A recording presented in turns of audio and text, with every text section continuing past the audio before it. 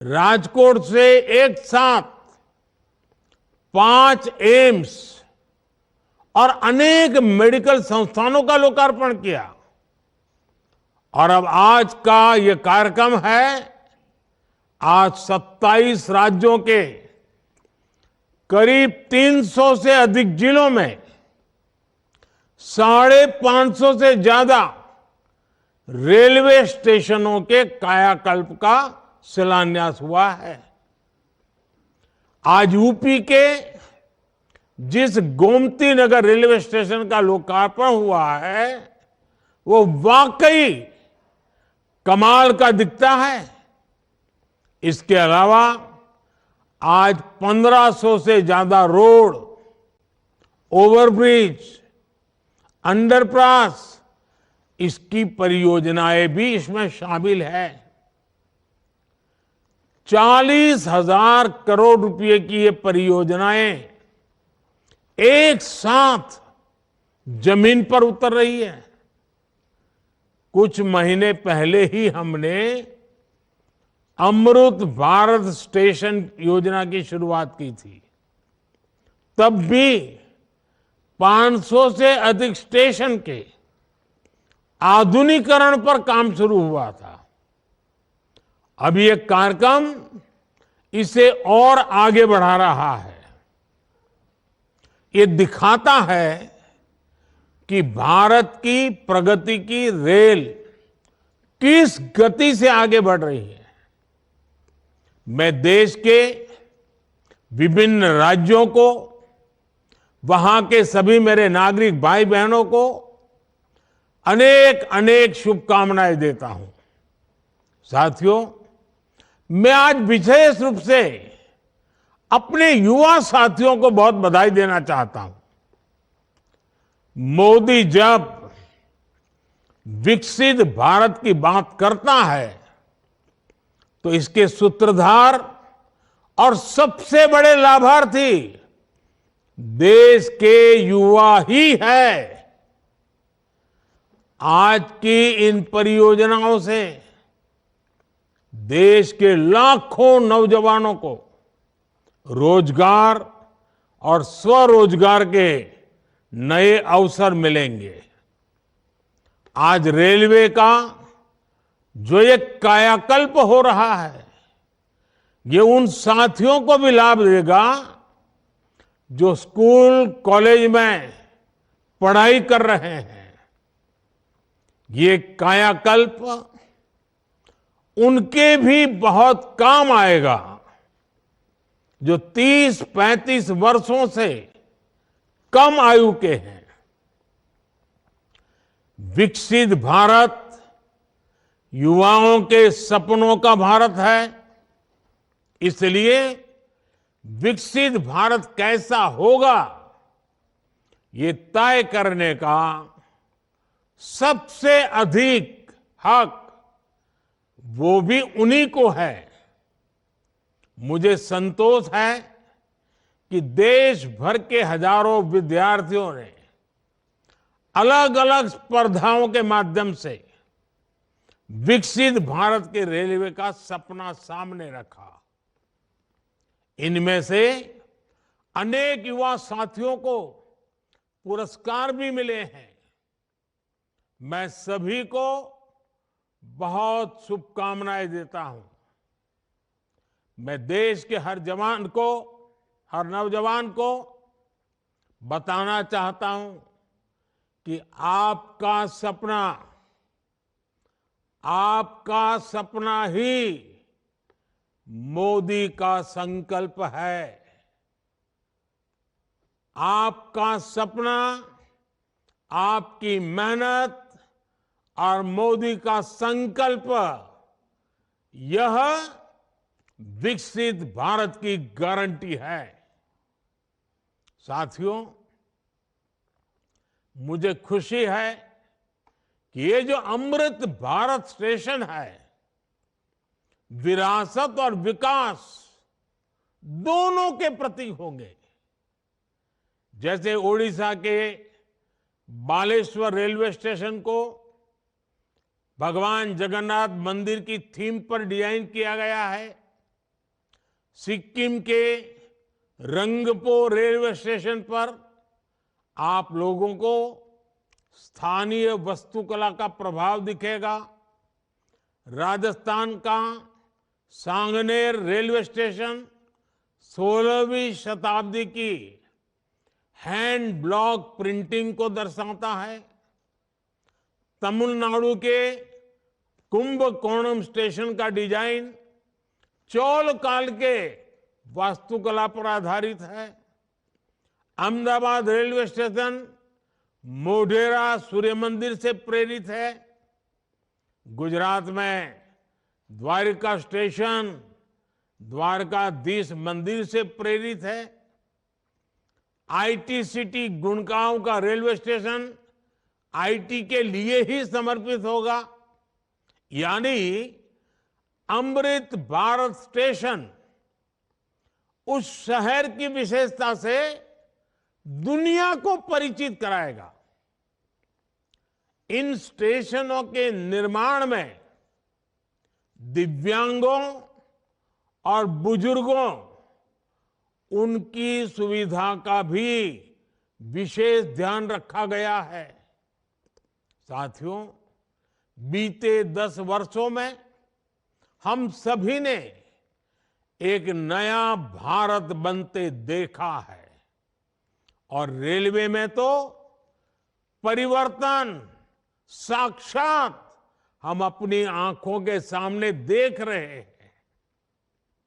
जिन सुविधाओं की हमारे देश के लोग कल्पना किया करते थे, लोगों को लगता था कि काश भारत में ये होता तो। लेकिन आप देखिए, जो कभी आप कल्पना में सोचते थे, आज हम आंखों के सामने होता हुआ देख रहे हैं। एक दशक पहले तक वंदे भारत जैसी आधुनिक सेमी हाई स्पीड ट्रेन के बारे में कभी सोचा था, सुना था? किसी सरकार ने कभी बोला भी था? एक दशक पहले तक अमृत भारत जैसी आधुनिक ट्रेन की कल्पना बहुत मुश्किल थी। एक दशक पहले तक नमो भारत जैसी शानदार रेल सेवा के बारे में किसी ने कभी सोचा नहीं था। एक दशक पहले तक विश्वास ही नहीं हो पाता था कि भारतीय रेल का इतनी तेजी से बिजलीकरण होगा। एक दशक पहले तक ट्रेन में स्वच्छता, स्टेशन पर सफाई, ये तो बहुत बड़ी बात मानी जाती थी। आज ये सब रोजमर्रा की जिंदगी का हिस्सा बन गए हैं। एक दशक पहले तक मानव रहित फाटक भारतीय रेल की एक पहचान बन चुकी थी, एक आम तस्वीर थी। आज ओवरब्रिज, अंडरब्रिज से वे रोक टोक और दुर्घटना रहित आवाजाही सुनिश्चित हुई है। एक दशक पहले तक लोगों को लगता था कि एयरपोर्ट जैसी आधुनिक सुविधाएं सिर्फ पैसे वाले लोगों के ही भाग्य में है। आज गरीब और मिडिल क्लास के लोग रेलवे स्टेशन पर भी एयरपोर्ट में जैसी सुविधा होती है ना, वो सुविधा रेलवे में सफर करने वाला मेरा गरीब भाई बहन भी उसका लाभ ले सकता है। साथियों, दशकों तक रेलवे को हमारे यहाँ की स्वार्थ भरी राजनीति का शिकार होना पड़ा, लेकिन अब भारतीय रेलवे देशवासियों के लिए ईज ऑफ ट्रैवल का मुख्य आधार बन रही है। जिस रेलवे के हमेशा घाटे में होने का रोना रोया जाता था, आज वो रेलवे परिवर्तन के सबसे बड़े दौर से गुजर रही है। ये सब कुछ आज इसलिए हो रहा है क्योंकि भारत 11वें नंबर से छलांग लगाकर 5वें नंबर की अर्थव्यवस्था बना। 10 साल पहले जब हम 11वें नंबर पे थे, तब रेलवे का औसत बजट 45,000 करोड़ रुपए के आसपास रहता था। आज जब हम 5वें नंबर की आर्थिक ताकत है, तो इस वर्ष का रेलवे बजट 2.5 लाख करोड़ रुपए से अधिक का है। आप कल्पना कीजिए, जब हम दुनिया की तीसरी बड़ी आर्थिक महाशक्ति बनेंगे, तो हमारा सामर्थ्य कितना अधिक बढ़ेगा। इसलिए मोदी भारत को जल्द से जल्द दुनिया की तीसरी सबसे बड़ी अर्थव्यवस्था बनाने के लिए जी जान से जुटा है। लेकिन साथियों, आपको एक और बात ध्यान रखनी है। नदी नहर में पानी चाहे कितना भी क्यों न हो, अगर मेड़ टूटी हुई हो तो किसान के खेत तक बहुत ही कम पानी पहुंचेगा। इसी तरह बजट चाहे कितना भी बड़ा हो, अगर घोटाले होते रहें, बेईमानी होती रहे, तो जमीन पर उस बजट का असर कभी नहीं दिखता। बीते 10 वर्षों में हमने बड़े बड़े घोटालों को, सरकारी पैसे की लूट को बचाया है। इसलिए बीते 10 वर्षों में नई रेलवे लाइन बिछाने की गति दोगुनी हो गई।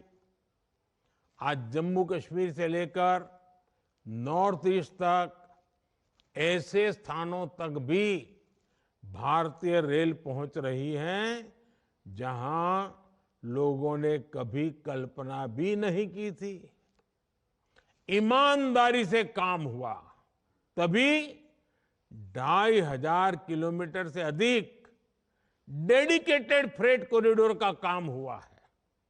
यानी आपने टैक्स के रूप में, टिकट के रूप में जो पैसा दिया, उसकी पाई पाई आज रेल यात्रियों के हित में ही लग रही है। हर रेल टिकट पर भारत सरकार करीब करीब 50% डिस्काउंट देती है। साथियों, जैसे बैंक में जमा पैसे पर ब्याज मिलता है, वैसे ही इंफ्रास्ट्रक्चर पर लगी हर पाई से कमाई के नए साधन बनते हैं, नए रोजगार बनते हैं। जब नई रेल लाइन बिछती है, तो मजदूर से लेकर इंजीनियर तक अनेक लोगों को रोजगार मिलता है। सीमेंट, स्टील, ट्रांसपोर्ट जैसे अनेक उद्योगों, दुकानों में नई नौकरियों की संभावनाएं बनती हैं। यानी आज जो ये लाखों करोड़ रुपए का निवेश हो रहा है, ये हजारों प्रकार के रोजगार की गारंटी भी है। जब स्टेशन बड़े और आधुनिक होंगे, ज्यादा ट्रेनें रुकेगी, ज्यादा लोग आएंगे, तो आसपास रेहड़ी पटरी वालों को भी इससे फायदा होगा। हमारी रेल छोटे किसानों, छोटे कारीगरों, हमारे विश्वकर्मा साथियों के उत्पादों को बढ़ावा देने वाली है। इसके लिए वन स्टेशन वन प्रोडक्ट योजना के तहत स्टेशन पर विशेष दुकानें बनाई गई है। हम रेलवे स्टेशनों पर हजारों स्टॉल लगाकर उनके उत्पाद बेचने में भी मदद कर रहे हैं। साथियों, भारतीय रेल यात्री सुविधा ही नहीं है, बल्कि देश की खेती और औद्योगिक प्रगति का भी सबसे बड़ा वाहक है। रेल की गति तेज होगी तो समय बचेगा। इससे दूध, मछली, फल, सब्जी ऐसे अनेक उत्पादन तेजी से मार्केट पहुंच पाएंगे। इसमें उद्योगों की लागत भी कम होगी। इससे मेक इन इंडिया को, आत्मनिर्भर भारत अभियान को गति मिलेगी। आज पूरी दुनिया में भारत को निवेश के लिए सबसे आकर्षक माना जा रहा है। इसका एक बड़ा कारण ये आधुनिक इंफ्रास्ट्रक्चर भी है। आने वाले 5 वर्षों में जब ये हजारों स्टेशन आधुनिक हो जाएंगे, भारतीय रेल की क्षमता बढ़ जाएगी, तो निवेश की एक और बहुत बड़ी क्रांति आएगी। भारतीय रेल को अपने कायाकल्प के इस अभियान के लिए मैं एक बार फिर अनेक अनेक शुभकामनाएं देता हूं और सभी देशवासियों को भी एक साथ इतना बड़ा कार्यक्रम का हिस्सा बनना, एक ही कार्यक्रम में लाखों लोगों का जुड़ना, सभी आदरणीय मुख्यमंत्रियों का समय निकालना, गवर्नर जी का समय मिलना, ये अपने आप में आज का ये कार्यक्रम शायद हिंदुस्तान में एक अनेक प्रकार की नई संस्कृति को लेकर के आया है। मैं मानता हूं ये रचना बहुत ही उत्तम प्रकार की आज के कार्यक्रम में रचना बनी है। आगे भी हम इसी प्रकार से समय का सर्वाधिक अच्छा उपयोग करते हुए विकास की गति को एक साथ चारों दिशाओं में तेजी लाएंगे। ये आज हमने देख लिया है। आपको भी मेरी बहुत बहुत शुभकामनाएं हैं। बहुत बहुत धन्यवाद।